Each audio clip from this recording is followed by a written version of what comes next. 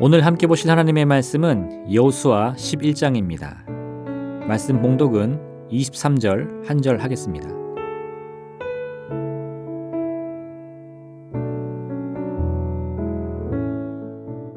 이와 같이 여호수아가 여호와께서 모세에게 말씀하신 대로 그 온 땅을 점령하여 이스라엘 지파의 구분에 따라 기업으로 주매 그 땅에 전쟁이 그쳤더라. 아멘.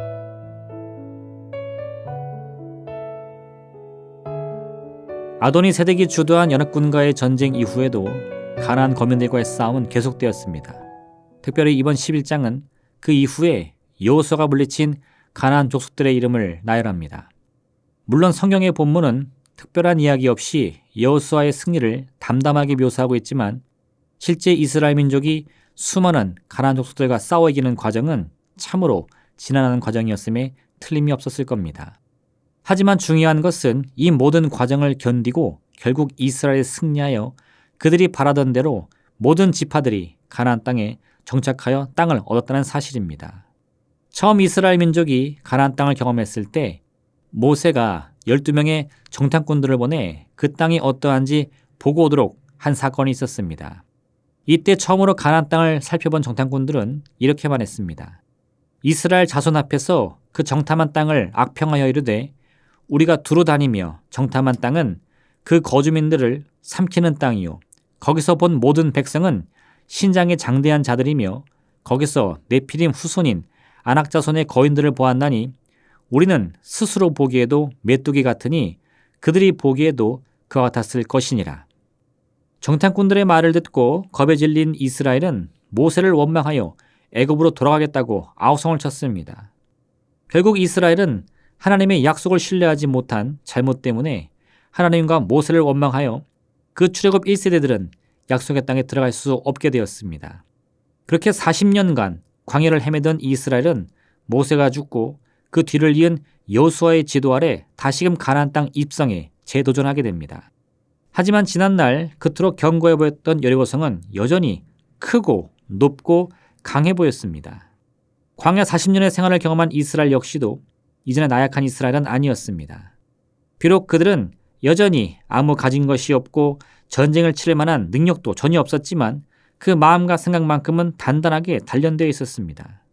하나님께서는 모세를 통하여 주신 법궤를 앞세워 가나안 땅의 경계를 이루던 요단강이 갈라지는 기적을 먼저 보여주십니다.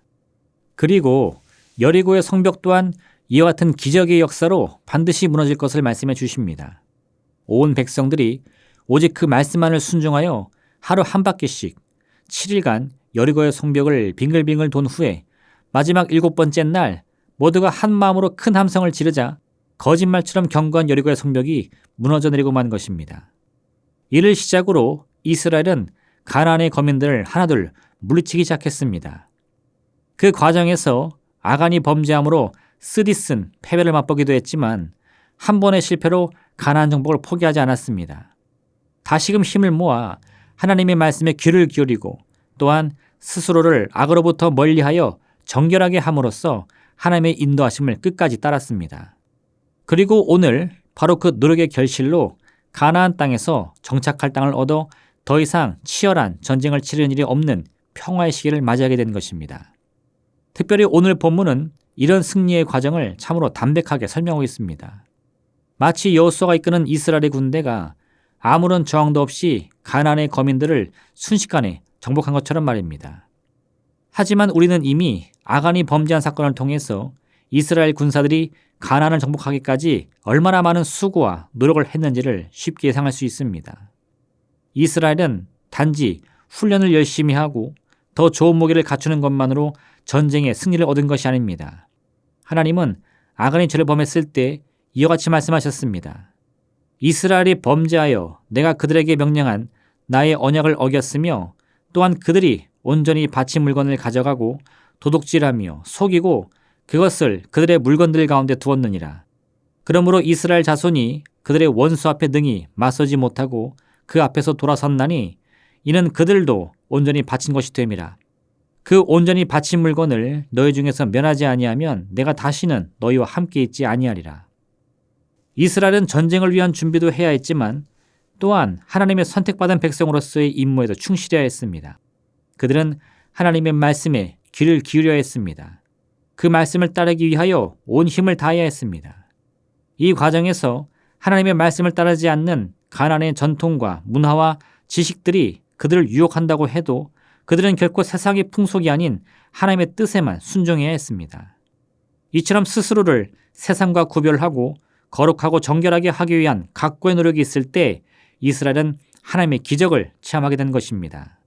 아마도 어떤 이들은 하나님을 믿지 않는 이들에 비해 몇 배 노력을 해야 하는 이스라엘의 운명이 너무 안타깝다고 말할지도 모르겠습니다. 하지만 그런 생각을 하는 이들은 이스라엘이 들인 노력의 크기보다 그들이 얻은 축복의 크기가 훨씬 크다는 사실을 알지 못하기 때문인 것입니다. 성경은 하나님의 말씀에 순종하는 사람은 그가 겪어야 했던 아픔이나 고통보다 훨씬 더 큰 은혜와 축복을 얻게 된다고 말씀합니다.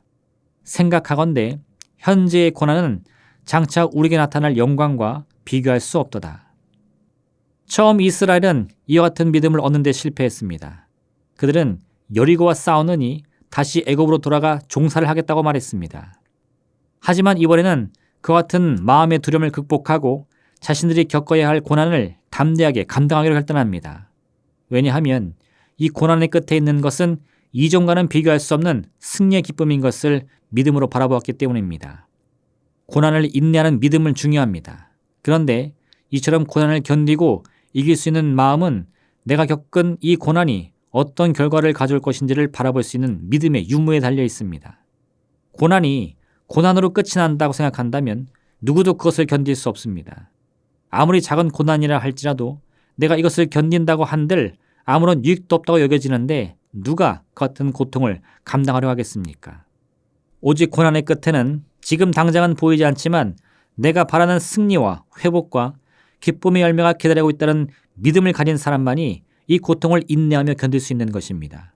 고난의 과정을 향해 나가기 전 내 자신이 고난의 결과를 어떻게 바라보고 있는지를 다시 한번 생각해 봐야 합니다. 그리고 혹시나 그 결과를 아직도 바라보지 못한다면 무엇보다 먼저 내 마음과 생각을 확신한 목표로 바라봐야만 합니다. 유쾌한 믿음을 가지고 오늘도 인내로서 모든 고난을 견디며 오직 하나님의 은혜와 기적을 바라보는 여러분 되시기를 주님의 이름으로 부탁드립니다. 기도하겠습니다. 사랑의 하나님 아버지, 참으로 우리 인생에 달려있는 미래는 하나님의 평강인 것을 깨달게 도와주시옵소서. 그 믿음을 가지고 지금 이 순간 우리를 짓누르는 인생의 고통과 슬픔을 견딜 믿음을 갖게 허락하여 주옵소서. 믿음으로 인내하여 응답받게 도와주시고 믿음으로 인내하여 모든 문제를 극복하여 참된 승리, 완전한 승리, 풍성한 승리를 맛보게 도와주옵소서. 오늘 하루 그 같은 예비하신 은혜를 우리에게 가득 부어 주옵소서. 예수님의 이름으로 기도합니다. 아멘. 하늘에 계신 우리 아버지, 아버지의 이름을 거룩하게 하시며 아버지의 나라가 오게 하시며 아버지의 뜻이 하늘에서와 같이 땅에서도 이루어지게 하소서. 오늘 우리에게 일용할 양식을 주시고 우리가 우리에게 잘못한 사람을 용서하여 준 것 같이 우리 죄를 용서하여 주시고 우리를 시험에 빠지지 않게 하시고 악에서 구하소서. 나라와 권능과 영광이 영원히 아버지의 것입니다. 아멘.